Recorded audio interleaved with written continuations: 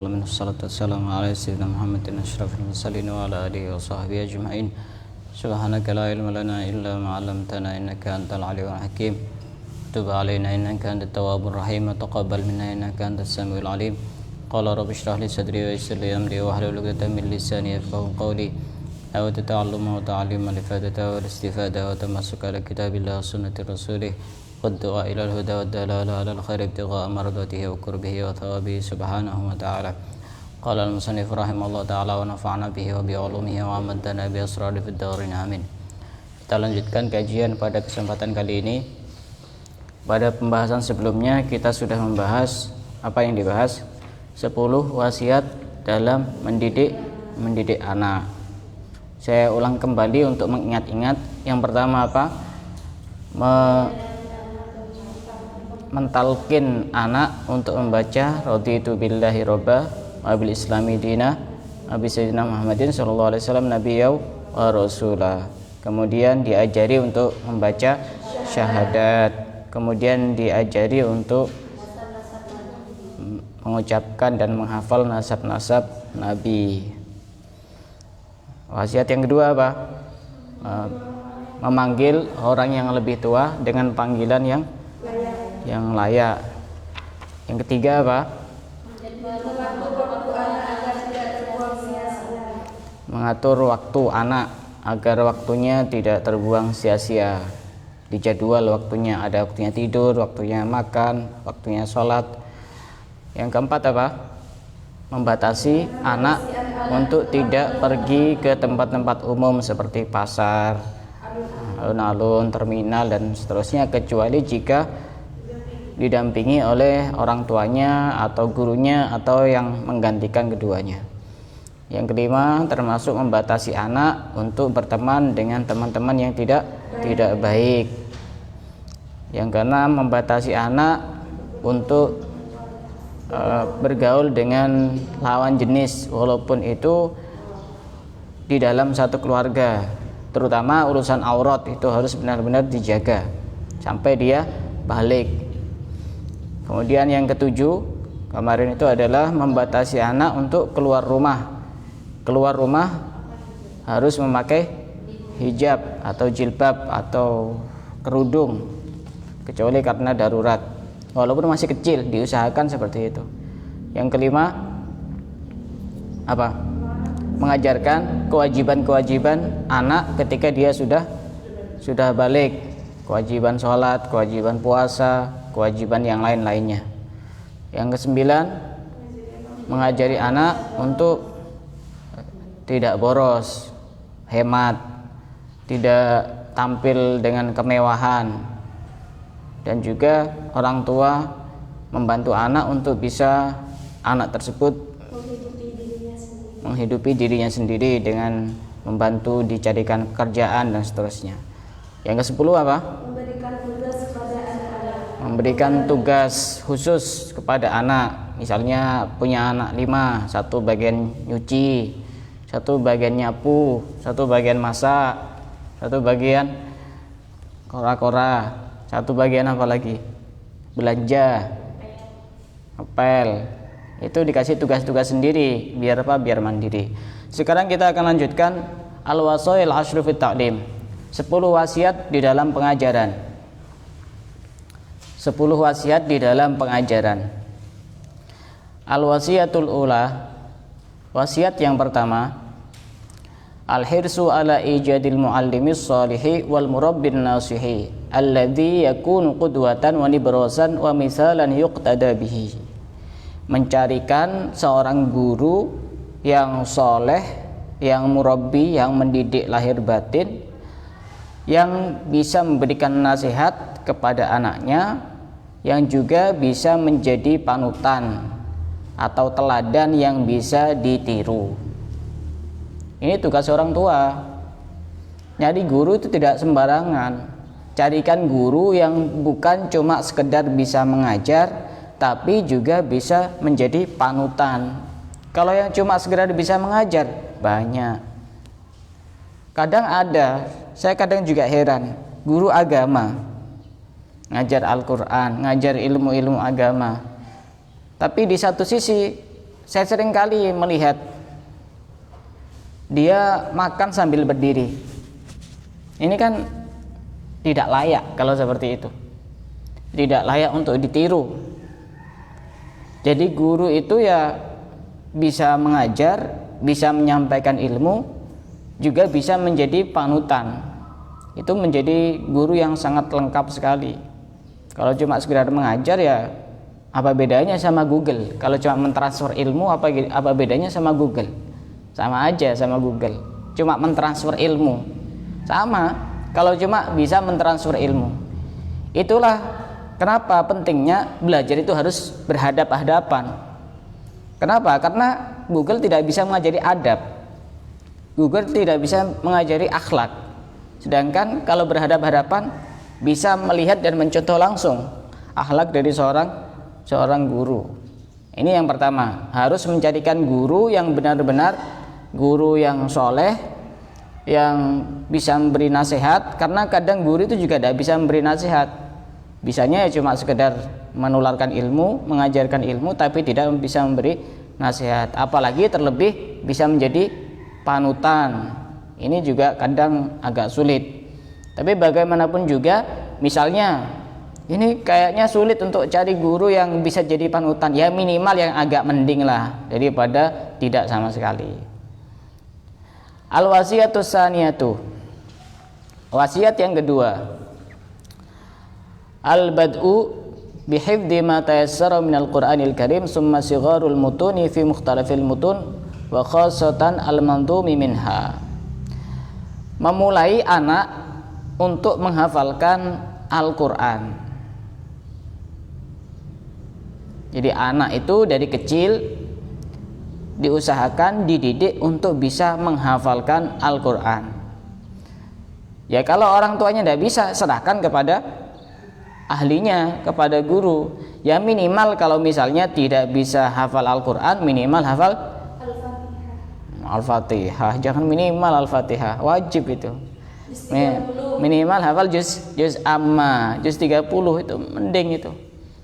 Selama saya masih di Tarim, belajar di Yaman itu, di sana memang kebiasaannya anak sudah usia balik itu sudah hafal Al-Qur'an. Jadi dari kecil memang sudah dididik untuk menghafalkan Al-Qur'an. Dan bahkan di sana, karena saya di sana kuliah, di kampus itu ada kewajiban untuk hafal Al-Qur'an 10 juz. Maka di sana saya cari halakoh-halakoh di masjid-masjid itu untuk setoran hafalan Quran. Ternyata saya di sana setingkat mahasiswa dikumpulkan sama anak-anak sekelas SD. Ada yang sudah hafal 15, ada yang sudah hafal 17, ada yang sudah 25. Saya baru memulai juz pertama. Di sana sudah menjadi kebiasaan. Jadi bukan hal yang luar biasa. Justru di sana tidak hafal Quran itu aib. Orang tidak hafal Quran itu aib. Saya pernah mikir, salah satu tanda-tandanya hari kiamat itu sudah sedikit orang yang hafal Quran. Kalau kita berkaca di Indonesia mungkin sudah sedikit. Cuma kalau kita pergi ke Tarim masih banyak. Jadi kayaknya kemungkinan hari kiamat itu masih belum dekat. Nggak tahu belum dekat itu apa masih lama atau gimana. Masih banyak orang yang hafal Al-Quran di sana. Jadi diajarkan seperti itu, minimal hafal Al-Quran, kemudian hafal matan-matan dari ilmu-ilmu fikih misalnya.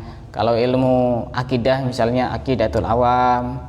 Kemudian kalau fikih contohnya apa? Enggak, yang nadom-nadom. Misal Zubat atau takrib, itu diajarkan seperti itu. Dan seperti ini tidak semua orang tua bisa. Karenanya bagaimana caranya? Dipasrahkan kepada orang yang ahli di bidangnya. Bisa disuruh ngaji, bisa suruh privat, atau bisa dipondokkan. Itu wasiat yang kedua. Wasiat yang ketiga, ta'limul auladi sholata ma'arafis sauti fi adkarir ruku'i was sujudi wa kadzalikal adkarul waridatu ba'da sholah. Mengajarkan anak sholat bacaan-bacaannya disertai dengan dikeraskan suaranya. Baik itu bacaan-bacaan pada saat ruku, sujud, dan begitu juga diajarkan wirid-wirid setelah sholat. Ini penting. Kalau bisa ngajari sendiri, bagus. Kalau tidak bisa ngajari, jangan sampai kehilangan tanggung jawab. Pasrahkan kepada orang yang ahli. Jadi di satu lembaga itu sudah semestinya diajarkan tata caranya sholat dengan mengeraskan suara. Kalau istilah sekarang namanya praktek sholat. Dari baca Fatihah, dari doa iftitah, dari takbiratul ihram, kemudian baca surat-surat pendek, bacaan-bacaan ruku, bacaan-bacaan sujud, dan seterusnya sampai selesai, sampai salam. Setelah itu juga diajari wiritan. Kadang anak sekarang tidak tahu caranya wiritan bagaimana. Sendiri kadang tidak tahu. Kalau tidak sering mendengarkan orang wiritan ya tidak tahu. Karenanya itu pentingnya wirid dengan suara keras. Sebagian kelompok ada yang mengatakan wirid kok dengan suara keras, tidak boleh, tidak pernah dicontohkan Nabi. Justru ini banyak manfaatnya. Salah satunya memberikan semangat orang untuk mengikuti. Karena kalau wiridnya sendiri-sendiri, diam-diam dengan suara pelan, ini semangatnya biasanya kurang. Syiarnya juga kurang. Tidak mengajarkan orang lain untuk bisa mengikuti bacaan-bacaannya. Ya, walaupun juga tidak bisa disalahkan orang wirid dengan pelan-pelan, ya tidak salah. Tapi ya kita tidak perlu untuk kemudian menyalahkan yang lain sampai kemudian kita membenarkan bahwa kita yang paling benar. Artinya biar orang yang pengen zikir pelan ya silahkan, orang yang pengen zikir dengan suara keras silahkan, dan pastinya manfaatnya jauh lebih banyak. Dan sebenarnya sholat, bacaan-bacaan sholat itu kan yang wajib cuma ada 5. Bacaan sholat itu yang wajib cuma ada 5. Pertama, takbiratul ihram, doa iftitah, kabira walhamdulillah katsira, sunnah. Jadi walaupun tidak baca juga tetap sah sholatnya, atau sengaja tidak baca juga tetap sah. Kemudian yang kedua, Fatihah. Fatihah ini wajib. Surat-surat pendek tidak wajib. Setelah itu kemudian ruku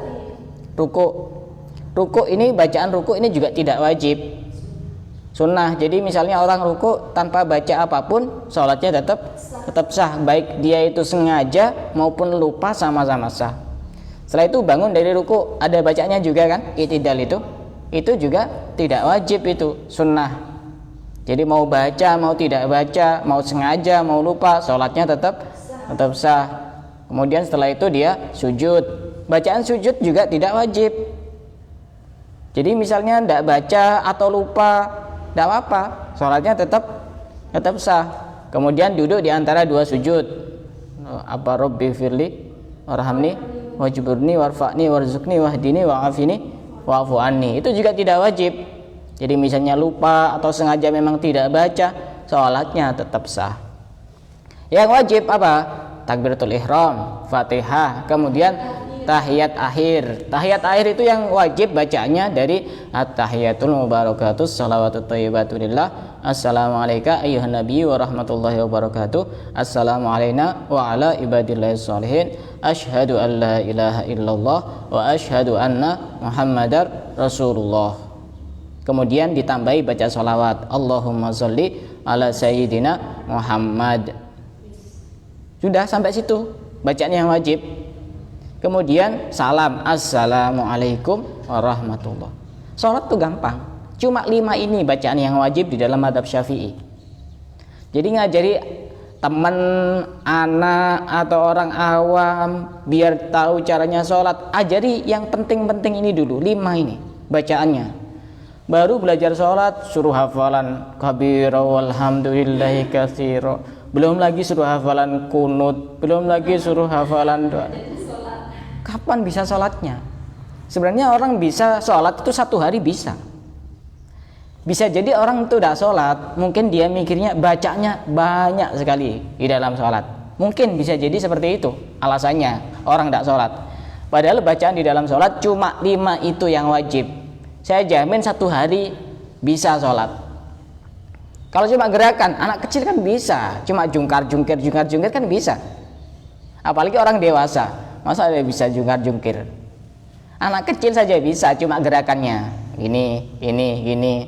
Tapi kadang-kadang anak kecil itu pas sujud langsung gini. Kalau anak-anak kecil itu. Jadi gampang. Kita ajari anak, kalau misalnya di TPQ atau di madrasahnya tidak diajarkan, kita ajari sendiri. Ya minimal misalnya kita ajari di sebelah kita untuk mendengarkan pada saat kita sholat, sehingga dia mendengarkan bacaan-bacaannya. Nanti akan terbiasa karena memori otak anak itu cepat merekam apa yang dia dengar. Apa yang dia dengar cepat merekam. Al-wasiyatur rabi'atu mutaba'atul auladi minal walidaini aw man yanubu anhuma mutaba'atan yaumiyatan wa taqyimu mastafaduhu minat ta'lim. Selalu mendampingi anak, orang tua itu selalu mendampingi anak, sehari-harinya didampingi, dikontrol. Dia main sama siapa, setelah ini dia nanti belajar apa tidak, setelah ini dia nanti sholat atau tidak, waktunya makan suruh makan, waktunya tidur disuruh tidur. Kemudian dinilai dari apa yang sudah dia pelajari. Kasih pokoknya nilai 100 terus, biar seneng anak itu. Jadi dia lebih semangat lagi. Kalau saya nilai anak-anak saya suruh gambar, suruh apa, berhitung, pasti tak nilai 100, walaupun ada yang salah juga. Apa untuk memberikan semangat kepada anak biar lebih semangat lagi. Jadi dikontrol, didampingi setiap hari, jangan dibiarkan begitu saja. Urusan main itu bukan urusan yang sepele. Main itu juga bisa membuat karakter anak itu bisa berubah. Mainnya kepada siapa? Karena memang ada sebagian anak itu yang dia itu memang suka menularkan sifat-sifat yang tidak baik, sehingga ketika anak-anak kita main sama dia akan juga tertular sehingga menjadi pribadi yang tidak baik. Al-wasiyatul khamisatu, wasiat yang kelima. Al-ibtida'u bi qiraatil kutubis shaghiratil jami'ati lil ilmi wal amal. Misli kitab bir-risalatil jami'ati lil Habib Ahmad bin Zain al-Habsyi wa kitab bidayatul hidayah lil Imam al-Ghazali wa ma syakalaha min kutubin ma hifdzil adhkar allati fiha. Untuk belajar ilmu itu dimulai dari kitab-kitab yang kecil. Semisal ada kitab namanya Ar-Risalah Al-Jami'ah, itu kitab-kitab kecil. Otomatis kemungkinan yang di sini tidak mungkin untuk bisa ngajari anaknya. Ya pasrahkan kepada ustadz atau guru atau di pondok. Ini kitab-kitab yang kecil dalam hal fikih, namanya kitab Ar-Risalah Al-Jami'ah yang dikarang oleh Habib Ahmad bin Zain al-Habsyi. Beliau salah satu muridnya Imam Haddad, pengarang Rotib Haddad. Dan Imam Haddad ini sangat bangga kepada muridnya yang bernama Habib Ahmad bin Zain al-Habsyi. Jadi sebenarnya tidak perlu bangga seorang murid punya guru fulan dan fulan, ustadz ini ustadz itu. Yang lebih membanggakan itu ketika ada guru membanggakan muridnya. Tidak usah bangga saya menceritakan guru saya namanya ini, ustadz saya namanya ini, kiai saya namanya ini. Tapi dia tidak pernah bertanya apakah gurunya membanggakan dirinya. Kalau sudah guru membanggakan muridnya, itu berarti muridnya ada sesuatu yang sangat istimewa. Apakah saya pernah membanggakan murid saya? Pernah. Cuma di dalam hati saya. Oh, saya bangga dengan murid si A, si B. Yang penting murid itu harus bisa cari muka kepada gurunya dalam hal yang positif dengan niat yang ikhlas. Cari muka kepada guru itu biar ngambil hati gurunya. Jadi guru itu perhatian, simpati kepada muridnya. Maka pada saat seperti itu murid ini lebih cepat untuk menerima ilmu dari gurunya karena ada ikatan yang sangat kuat. Bahkan disebutkan dalam satu keterangan di kitab Al-Fawaidul Mukhtarah bahwasanya 70% ilmu itu bisa didapat karena disebabkan kuatnya ikatan batin antara murid dengan guru. Belajar mulai dari pagi sampai malam, tapi sama guru udah ada ikatan batin yang sangat kuat, susah masuk ilmu itu, susah. Orang yang ikatan batinnya kuat dengan gurunya, ini akan jauh bisa menandingi orang yang belajar tiap hari. Apalagi belajar juga hormat dan takdim kepada guru. Ini penting. Ini yang seringkali dilupakan. Orang hanya belajar, tapi kepada guru tidak diperhatikan.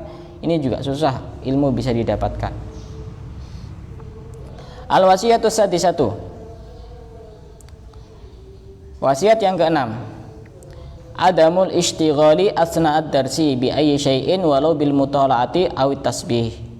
Tidak sibuk di tengah-tengah pelajaran. Kalau sekarang istilahnya tidak sibuk pada saat kajian. Dengan apa? Walaupun dengan membaca atau dengan berzikir. Makanya saya sarankan kalau lagi hadir majelis atau lagi hadir kajian, tasbihnya jangan dipegang. Lagi hadir majelis sambil subhanallah, subhanallah. Ini susah ini. Untuk bisa konsentrasi ini susah. Antara zikir dengan menerima ilmu itu masih susah. Sudah tinggalkan dulu tasbihnya. Zikirnya nanti ada waktunya sendiri. Waktu kajian ya sudah hadir kajian, siap menerima ilmu gitu. Bahkan pernah dulu ada orang yang diprotes sama salah seorang gurunya yang bernama Al-Habib, siapa namanya itu saya kok lupa.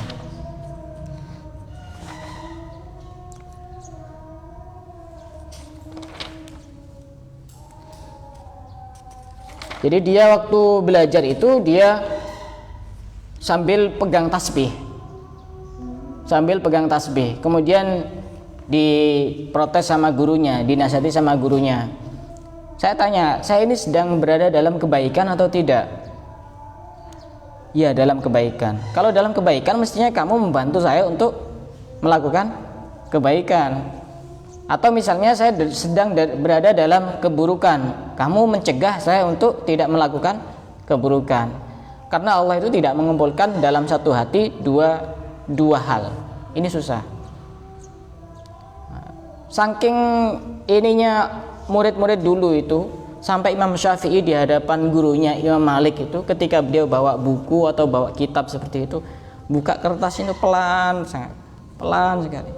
Khawatir ini mengganggu konsentrasi gurunya untuk menjelaskan apa ilmu yang akan diajarkan. Kalau model sekarang, ya walaupun sangat pelan sekali suaranya, tapi HP seret. Ini juga sama.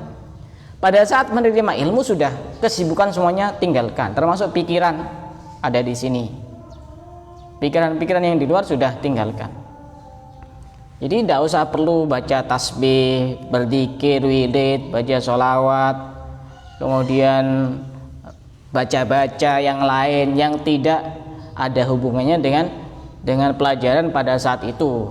Karena itu akan bisa mendorong orang untuk tidak mudah memahami apa yang disampaikan oleh gurunya.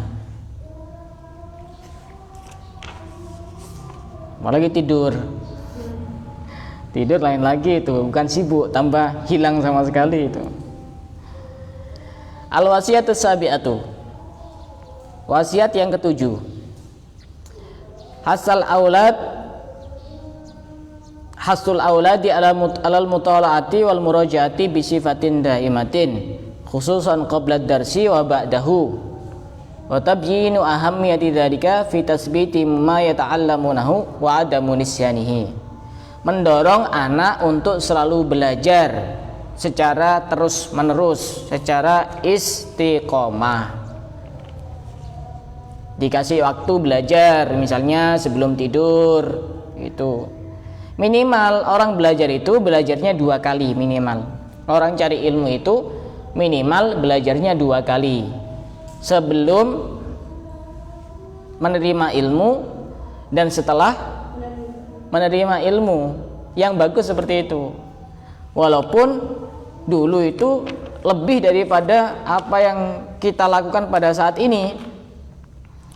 Dulu tuh orangnya kalau belajar mempelajari ilmu ada yang sampai mengulang-ulang sampai 25 kali. Kalau murid sekarang saya sarankan cuma 2 kali saja, sebelum dan setelah. Jangan sampai belajar cuma di dalam ruangan yang sama gurunya, itu kurang. Jadi tidak bisa cepat, untuk bisa melampaui kecepatan yang super itu agak lambat. Jadi sebelumnya pelajari dulu, kemudian kita menerima ilmu, setelah itu kemudian dibaca lagi, walaupun cuma 1 kali, itu sudah mending lah daripada tidak sama sekali. Kalau orang-orang dulu, murid-murid dulu sampai ada yang sampai 25 kali, semisal Al-Habib Abdurrahman bin Ali, ada namanya Syekh Abu Ishaq Asy-Syirazi, beliau ketika mengulang pelajaran itu sebanyak 1000 kali. Ada Habib Ahmad bin Zain Al-Habsyi, muridnya Imam Haddad, itu mengulang pelajaran sebanyak 25 kali. Ya minimal 1 kali tidak apa-apa daripada tidak sama sekali. Yang penting kita itu tetap belajar, setiap hari belajar, cari ilmu. Ta'allam falaisal mar'u yuladu aliman. Belajarlah, karena orang itu tidak dilahirkan dalam keadaan orang yang berilmu, orang yang alim. Kita akan terlahir bukan kemudian langsung bisa apa-apa kan? Tidak bisa apa-apa, maka belajar. Walaisa akhu ilmin kaman huwa jahilu. Sudah jelas orang yang berilmu itu tidak sama dengan orang yang bodoh. Kalau kata Imam Syafi'i, man lam yaduk dullat ta'allumi sa'atan tajarra dullal jahli tula hayatihi. Barang siapa yang tidak bisa merasakan pahitnya belajar sesaat, maka dia akan merasakan hinanya kebodohan seumur hidupnya. Ya memang berat. Jam 6 harus di sini, berat ini. Waktu enak-enaknya apa? Tidur. Berat memang, belajar itu memang berat. Apalagi sebagai guru sangat berat sekali. Sangat berat sekali. Seperti ini bukan saya kemudian ambil kitab, datang ke sini langsung diajar. Belajar saya itu. Dari setelah sholat subuh itu saya belajar sampai sebelum jam 6. Jam 6 baru saya tutup, datang ke sini. Malamnya saya juga belajar. Lebih berat lagi. Ya, tapi kalau kita tidak bisa merasakan pahitnya belajar, kita akan merasakan hinanya kebodohan seumur hidup. Nanti kalau sudah di masa tua atau sudah dewasa, sudah berkeluarga, dia baru menyesal, kenapa saya dulu tidak belajar. Ya sudah, menyesal. Menyesal pasti ada di belakang, tidak mungkin di depan. Tidak mungkin ada di depan. Kecuali ada satu kasus yang menyesal itu ada di depan. Contohnya apa? Bukan. Orang yang ada di depannya sapi. Oh, saya nyesel kenapa tadi kok di depan, kenapa tidak di belakang.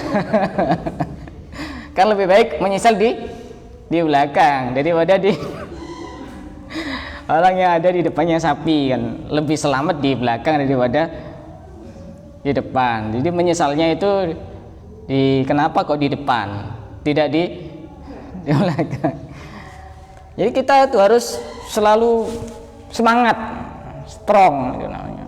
Apalagi sekarang semangatnya harus ekstra. Pernah ada satu orang mengeluh kepada pengarang Ratib Haddad, Al-Habib Abdullah bin Alawi Al-Haddad. Habib, aku kok ini rezeki saya kok tidak lancar, rezeki saya kok sedikit, rezeki saya ini kok seret. Apa saran dari Habib Abdullah bin Alawi Al-Haddad? Ihmil kitabaka watlubil ilma. Bawa bukumu, bawa kitabmu, cari ilmu. Nasihatnya sangat simpel sekali. Rezekinya tidak lancar, rezekinya seret, rezekinya sedikit. Kata Habib Abdullah bin Ali Al-Haddad, bawa buku, cari ilmu. Ya karena memang orang cari ilmu itu salah satu penyebab orang akan dilancarkan rezekinya. Jadi orang kalau memondokkan anaknya tidak perlu khawatir, karena Allah pasti akan mengurus urusan rezekinya. Dan yang bisa kita jadikan motivasi, ada seorang ulama yang bernama Malik bin Dinar. Beliau berkata, man talabal ilma li nafsihi fal qalilu minhu yakfihi. Barang siapa yang mencari ilmu untuk dirinya sendiri, maka sedikit dari ilmu sudah bisa mencukupi. Ini nasihat yang bisa kita pegang kuat-kuat dan erat-erat. Barang siapa yang mencari ilmu untuk dirinya sendiri, maka sedikit dari ilmu sudah bisa mencukupi. Kemudian lanjutannya, wa man talabal ilma lin nasi fa hawaijun nasi katsirah. Dan barang siapa mencari ilmu tujuannya untuk sesama, maka kebutuhan manusia sangat banyak. Maka kalian belajar ke sini ini jangan sampai diniatkan untuk diri sendiri. Karena kalau untuk diri sendiri yang penting kita sudah tahu yang wajib, tahu tata caranya sholat, tahu tentang urusan haid, tahu tata caranya puasa, sudah selesai. Tapi kalau kita niatkan untuk orang lain itu kebutuhannya banyak. Pertanyaan di sana banyak. Jadi kita mungkin bisa lebih semangat lagi untuk bisa mencari ilmu.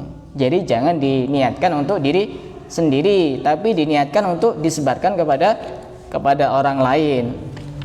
Kalau untuk diri sendiri ya kita cuma belajar sekali dua kali ya sudah cukup. Karena kebutuhan pribadi itu kan sangat sedikit sekali. Berbeda dengan kebutuhan orang lain. Dan juga kita juga perlu untuk mengamalkan amalan-amalan agar apa yang kita pelajari itu lebih bisa dipahami. Semisal dengan membaca ya mubdi'u ya khaliq setiap pagi sebanyak 100 kali. Itu lebih cepat lagi untuk bisa memahami apa yang kita pelajari. Kemudian keberapa? Yang keberapa? Yang nomor 8. Tahsisu yaumin fil usbu'i kayaumil khamisi masalan li murajatin ma tamma hifdhuhu. Mengkhususkan satu hari dalam seminggu, misalnya hari Kamis, untuk murojaah yang sudah dihafalkan. Jadi orang tua itu mengontrol anaknya, misalnya belajar di TPQ atau di madrasah, sudah hafal apa saja, minimal cari satu hari untuk ngetes anaknya itu sudah hafal apa enggak. Tapi yang jadi pertanyaan, kalau orang tuanya enggak hafal atau enggak bisa baca Quran ya enggak bisa. Ya minimal ngontrol terus anaknya agar selalu murojaah, mengulang-ulang pelajaran apa yang sudah dihafalkan. Agar apa? Agar anaknya ini benar-benar faham plus juga hafal dengan apapun yang diterima dari gurunya. Al-wasiyatu at-tasiatu. Wasiat yang ke-9. Hasul auladi alal qiraatil kutubil lati awsas salaf bi qiraatiha wal istifadati minha. Mendorong anak untuk membaca kitab-kitab yang diwasiatkan oleh ulama-ulama terdahulu untuk kita membaca. Ya misalnya kitab-kitab yang dipelajari di pondok, misal Takrib, Fathul Qorib, Aqidatul Awam, Ar-Risalah Al-Jami'ah. Jadi jangan belajar kitab-kitab yang jarang dipelajari oleh para ulama. Apalagi kadang-kadang orang sekarang itu lebih suka untuk anaknya harus hafal Quran. Padahal sekarang itu pondok-pondok tahfidz atau lembaga-lembaga tahfidz banyak yang tercemar ajarannya. Diiming-imingi ini hafal Quran dalam jangka waktu sebulan, 2 bulan, 3 bulan, tapi tidak mau hormat bendera, tidak mau menyanyikan lagu Indonesia Raya, tidak mau tahlilan, tidak mau istighosahan. Ini dikasih pemahaman-pemahaman yang tidak sesuai dengan pemahaman Ahlussunnah wal Jamaah. Jadi jangan cuma sekedar tahfidz dan tahfidz. Kadang juga ada ajaran-ajaran di dalamnya yang menyimpang dari as-sawadul a'dham, kebanyakan mayoritas ulama. Kama yatimu tahdiruhum minal qiraati fil kutubil lati haddaras salaf minha. Kita juga harus bisa melarang anak untuk membaca kitab-kitab yang tidak dianjurkan oleh ulama-ulama salaf.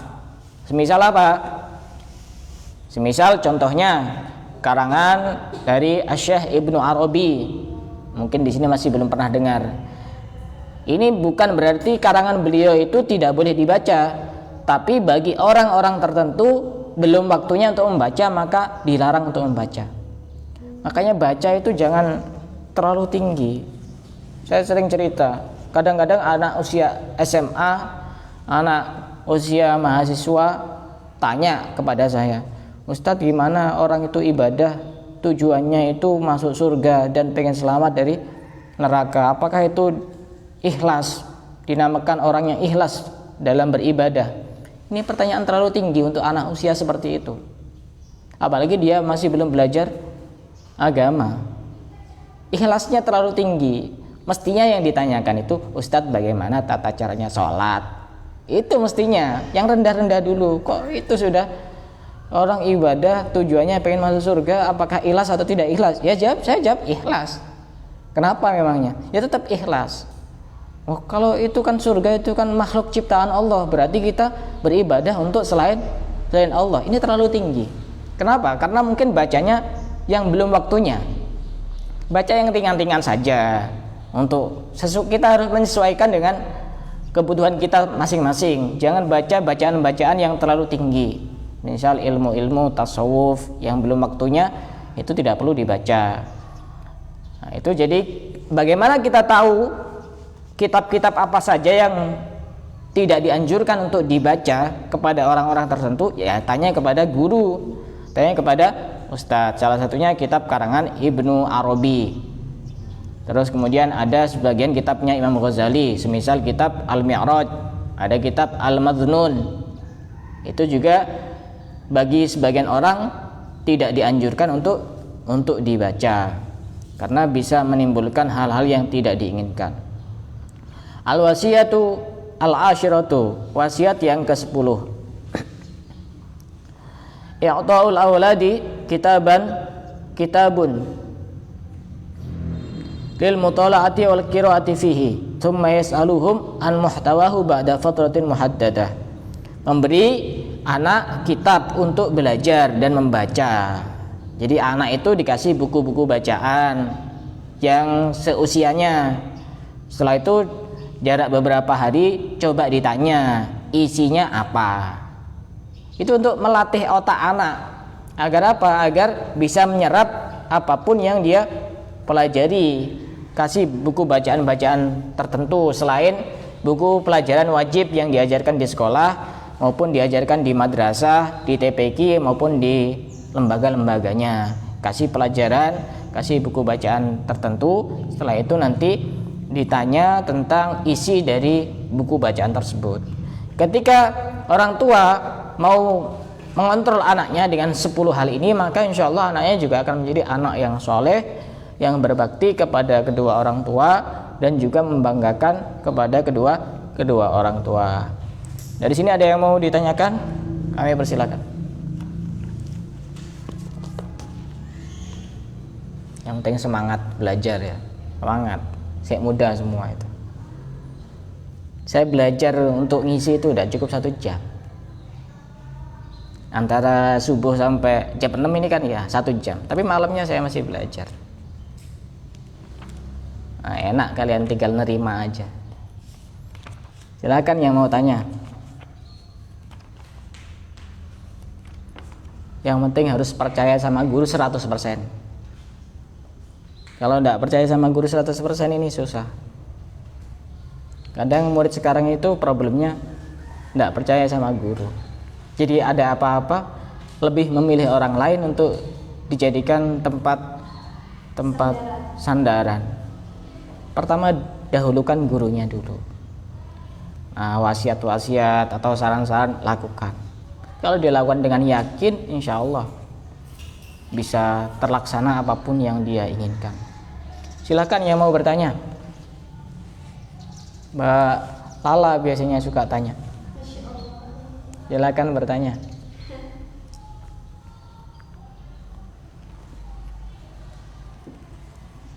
Ini kan bakal jadi ibu rumah tangga semua kan? Jadi harus benar-benar paham. Jadi kenapa saya harus buat kajian seperti ini? Karena ada sebagian orang yang pengen mondok tapi tidak mampu atau memang tidak betah di pondok atau memang tidak ada kesempatan, ya saya kira belajar tidak harus di pondok. Di pondok memang jauh lebih fokus ya, tapi kalau tidak bisa, daripada tidak sama sekali kan mending tetap belajar walaupun sehari cuma 1 jam, lebih baik daripada tidak sama sekali. Tidak ada yang ditanyakan? Ya, Mbak Aisyah.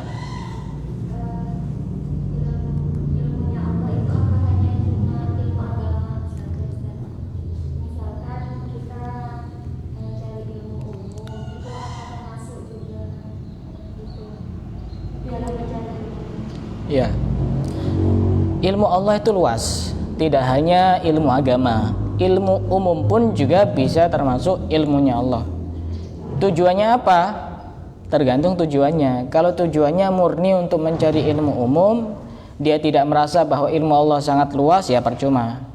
Atau bisa dengan tujuan-tujuan yang baik, misalnya belajar ilmu kedokteran, misalnya tujuannya untuk membantu orang lain juga mulia.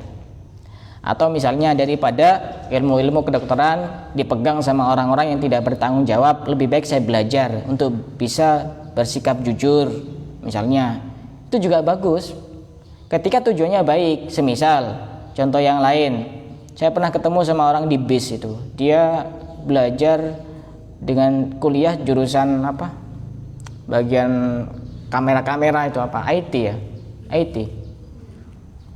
Terus saya bilang, itu juga bisa jadi pahala besar kalau digunakan untuk hal yang bagus. Misal seperti ini, cari ustadz, kemudian dibantu untuk merekam kajian, pengajian, kemudian disebarkan, ini juga bisa jadi manfaat. Akan tergantung niat dan tujuannya. Kalau niatnya murni untuk umum, tidak ada niat-niat yang baik, ya percuma. Tapi kalau niatnya untuk hal yang baik, ya bisa jadi baik walaupun ilmu-ilmu umum. Misal ilmu geografi juga sama, semuanya tergantung niatnya. Insya Allah besok akan kita lanjutkan 10 wasiat untuk membersihkan hati. 10 wasiat untuk membersihkan hati dari anak-anak kita. Kita cukupkan sampai di sini. Wallahu a'lam bishawab.